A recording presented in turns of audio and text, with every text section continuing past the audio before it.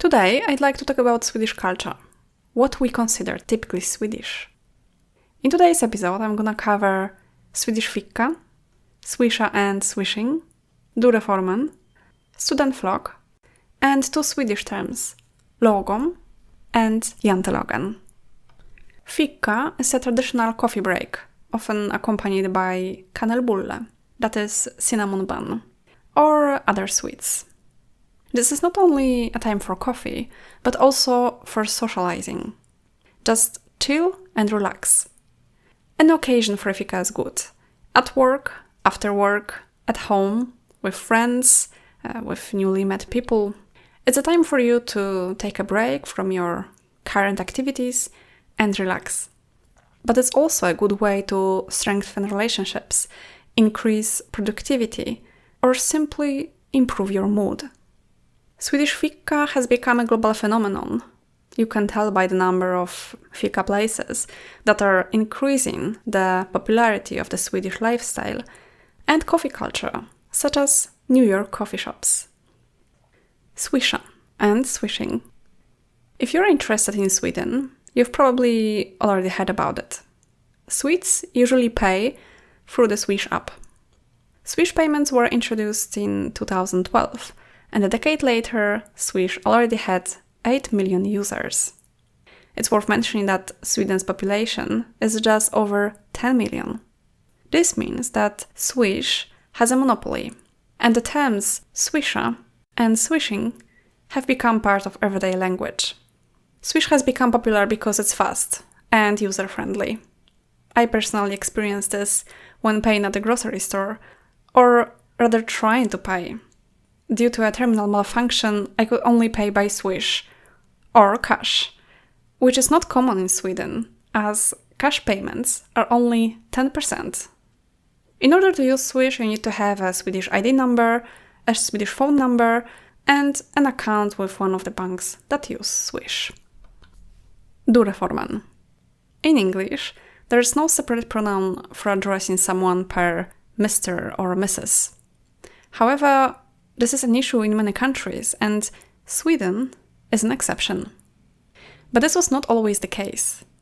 Until the late 1960s, Sweden had an elaborate system of addressing someone in the third person, along with their name and title, especially when referring to people of higher rank. For power inevitable. If you didn't know someone's title, or you forgot someone's title or promotion, then, well, you had a problem. Current communication looked more or less like this. Would mom be kind and would mom let me eat something sweet? Would Director Nilsson agree to let me borrow Director Nilsson's car? It all changed in 1967 when Bror Rexed, a Swedish neurologist and professor, to simplify such a complicated system, said, "Call me Bror. I will also address you by name." This is also significant once we know that bror means brother in Swedish. The professor initiated du-reformen, which meant that the most desired and used pronoun was du, meaning you. The reform was intended to apply to all social classes and quickly went into effect. In today's Sweden, there is no strict hierarchy or titlomania, and I think that's amazing. Of course, in corporate culture in various European countries, informal forms are preferred in most cases, but I think that Swedes have taken it a step further. Saying hey to a salesperson when entering a store or saying per du to someone you don't know is a standard.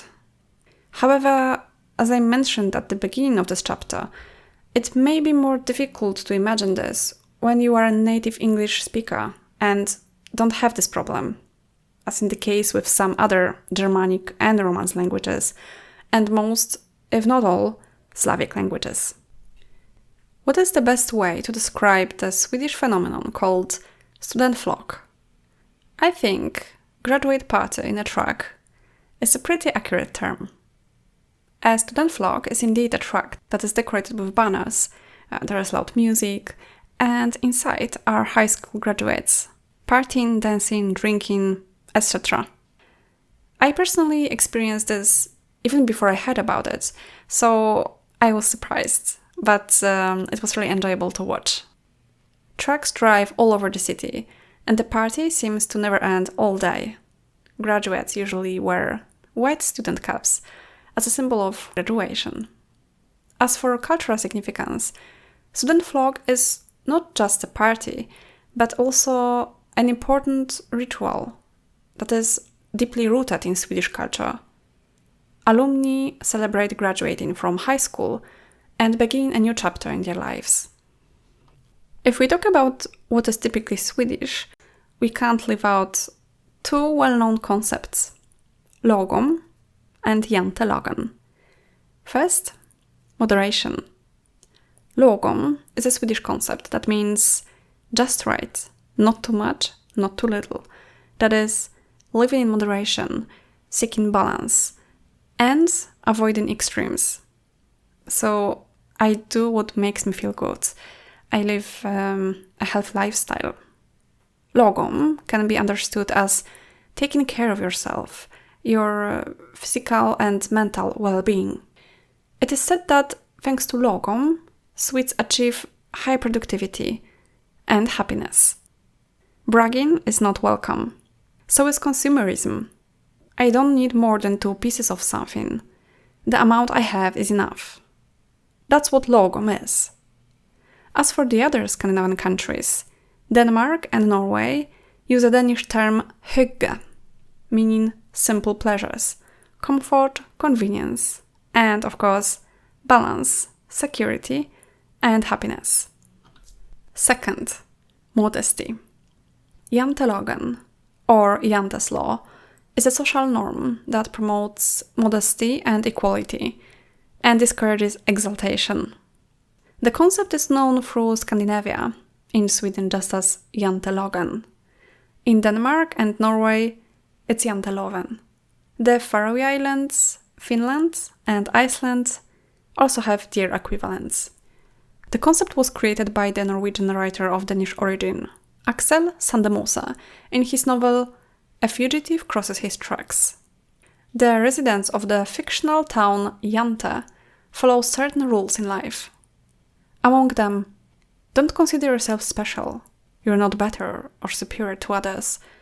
Don't think you know more than we do. These rules are only a warning, but they have been adapted, so to speak, as a model of behavior in Scandinavia. Jante's law has also received criticism. The movement concerning, for example, body positivity, looking at oneself with a less critical eye and with more care, has led to a positive version of Jante's law. Don't think you're not special. Don't think you are inferior. Instead of leveling down, it encourages people to support each other, celebrate success, still contributing to the improvement of the community, but no longer at the cost of individualism and diminishing their success. Jante's positive law surprised me personally. I had heard of Jante before, but this alternate version was also new to me, and I learned about it while doing research for this episode. As for the other points, I think you can observe a lot by watching Swedish series.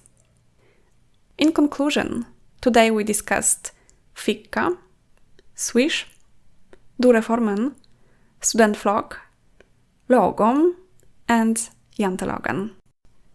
Which phenomenon was the most interesting? That's all for today. See you. Bye.